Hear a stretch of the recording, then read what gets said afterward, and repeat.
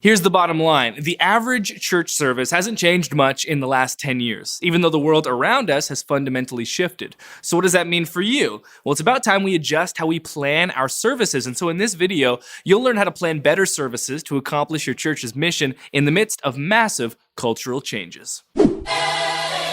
Well, hey there, and welcome to Pro Church Tools, the show where in 10 minutes or less, you're going to get a dose of tips and tactics to help your church share the message of Jesus while we navigate the biggest communication shift in 500 years. I'm your host, Alex Mills, joined as always by the boss man, Brady Shearer. One of my favorite people in the church communication world, Alex, Phil Bowdle, the creative arts pastor at West Ridge Church in Atlanta, has just published his very first book. It's called Rethinking Communication. You know, a lot of people will often ask me, Brady, when are you going to write a book? And I say, I do not want to. Phil's writing them. Phil wrote it for me because this book basically takes everything we talk about, sees the 167, biggest communication shift in 500 years, puts it together into a book, gives you a ton of history, a ton of forward thinking, and then actual actionable steps for what your church can do to take the message of Jesus, the timeless message, and share it through timely mediums. Awesome. And some of the themes that came through to me in Phil's book had to do with kind of reframing how we plan our church's services in the understanding of how much the world has changed when it comes to communication. So we want to present to you, inspired by Phil's book, and we highly encourage you to pick it up, again, Rethinking Communication by Phil Bowdle. I want to share with you kind of a new framework for planning a church service. And the foundation for this happening, and this comes directly from Phil's book, I'll quote it here, it says, attendance habits have shifted, and for many people, you only have 8 to 10 times per year to communicate with them in person. How does this affect the way you plan a service? And obviously, this will vary per church. Phil serves in a larger church, which I think is more prone to variance of how often people attend. But people are not attending church every single week the way that they used to. And so this should probably change the way that we plan our services. Right, and we talk a lot about the hours that we don't have people in church, right? Those 167 other hours, and how to use social as ministry to reach people where they're at on Tuesday evening. But we don't talk often a lot about Sunday morning or Sunday evening whenever you meet as a church. And honestly, thank God for Phil for writing this book, because the stats are there. You know, people aren't attending church as often as they used to. And it's crazy to think that you only have 8, 10, 12 opportunities with any given person to meet with them face to face on a Sunday. And so what are we going to do with that time, with that 1 hour that we have? What are we going to do with it?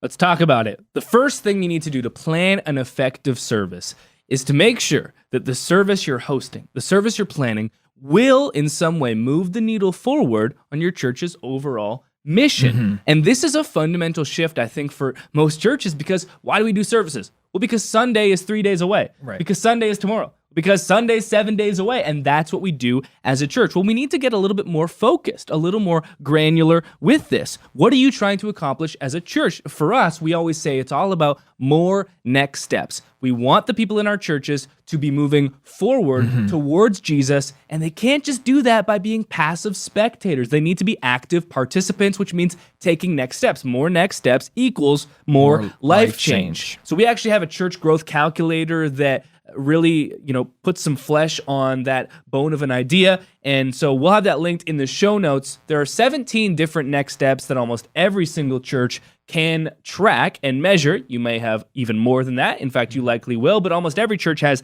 these 17. And we think that every service that you have should point towards one of these next steps. It should be leading people towards a next step. Exactly. And these elements of this church growth calculator show you how your people are growing, right? From the inside out, how they're growing individually. And that gives you an idea of how your church is going, not just by counting how many people find themselves in the seats on any given Sunday.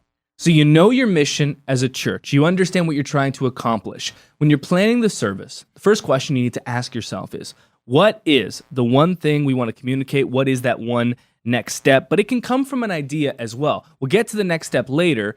We did church last week. The big idea for that week could have been, I am a child of God. Let's say that's the central theme. We want people to come in and we want them to leave knowing I am a child of God and take a next step towards what that means in the life of a church. So how can we actually weave this theme through the entire service? Let's talk about the 3 elements of service. We've got the worship, we've got the announcements, we've got the message. So with the worship, let's say you've got 4 different songs.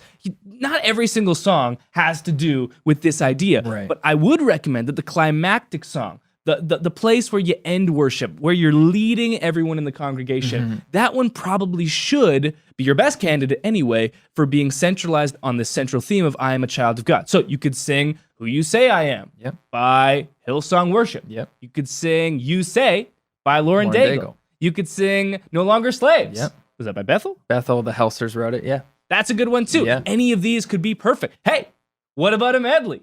Who You Yeah, Say what about all of I them? Am with You Say by Lauren Daigle. And then you just tag on No Longer Slave. Yeah. No longer slave. Yeah, you can lead it next week. That's great. I am a child of God. If you want me at your church, I am not accepting invitations, nor would I receive any. So that's how you could do it in worship. Let's skip the announcements for a moment and go to the message. The great thing about planning a centralized theme within your service with a single next step at the end of it, it doesn't have to be restrictive. I think probably a lot of people are hearing this and they're like, oh, it's going to be way too narrow. How am I going to get my worship leader and my worship team on board with the message? You know, we plan things in advance. The series is restricted. You know, how are we going to make this all work? The great thing about something like a centralized theme of child of God is that it doesn't need to be restrictive. You could do a message that has to do with identity. You could do something that has to do with purpose, something that has to do with parenting. If you're doing like a really practical summer series or something like that, the important thing is not to be restrictive, but to plan ahead, to get everyone on board. Because if the pastor goes up, like if you're preaching, and you can speak to this, if you go up knowing that I am a child of God is the central theme, pretty much no matter what you're preaching on, you can find a way to bring it to a crescendo moment with that idea. Yeah, a lot of these themes that we're suggesting, you know, having a central theme for your whole service are not restrictive and they're not exclusive to very many things, right? Like they're these general themes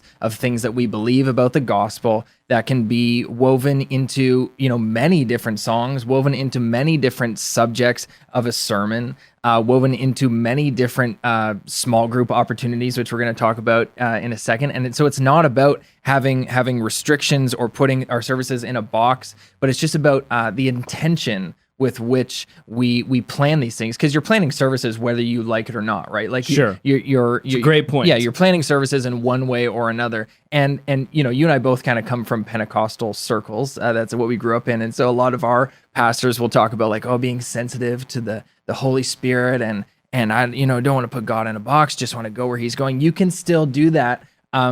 You know, but still chasing after a theme for the sake of the people who find themselves in your church on Sunday. They want to, you know, you don't want to be talking about 3, 4, 5 different subjects in worship and in the message and call to action, all that stuff. Have it focused and centralized so you're pointing people towards taking a step in one direction. Let's talk about that next step. We have mentioned worship. We have mentioned the message. Whether you do announcements at the beginning of service, mid-service, at the end, we recommend only having 1 or 2 announcements each week. I know Phil does the same thing at his church. They're a massive church. If they can do it, so can you. Phil talks about that in his book. So let's say you wanted to follow the 50% rule of church announcements, which means if the announcement does not apply to more than 50% of the congregation, does not warrant an announcement from stage. Well, what would warrant a stage announcement? Something like small groups. And that would fit perfectly with the central singular theme of I am a child of God. Of course. And that's because pretty much any theme you choose can fit with anything. Yeah. That's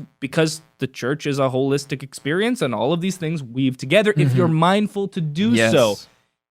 There's nothing wrong with having like 5 different things that you're talking about all the time, but it won't be as poignant. If you can go one thing per service, it's going to be more sticky with the people that you're trying to minister to. They're more likely to take a next step. And with your small groups announcement, you could have a mid-service announcement where after worship, before the message, you talk about, look, I am a child of God.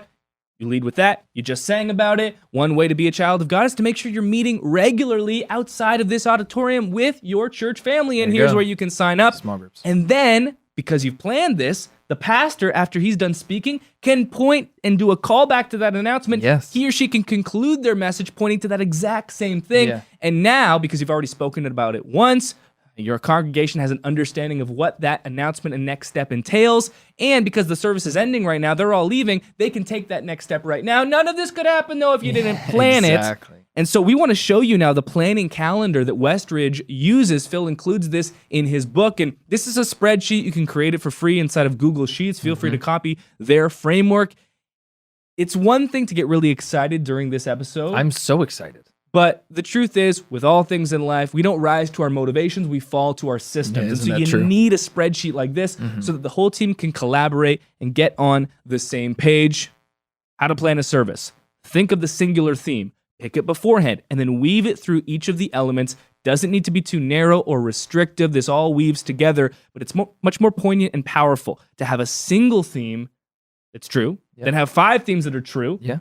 All those themes are true, but the more that you include, the more messy it becomes, the less likely someone is to take action and to really be involved, have that message resonate with them.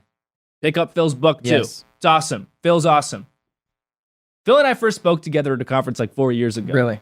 Very memorable. And we spoke at it again next year. Phil's a big basketball guy. Phil loves Seinfeld. Phil's amazing. And Phil knows communication.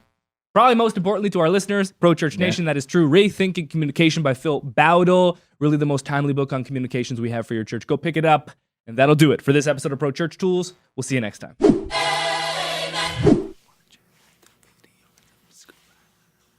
Didn't hear that? I said thanks for watching. Now subscribe. Let's get this video to 1 million likes. Please.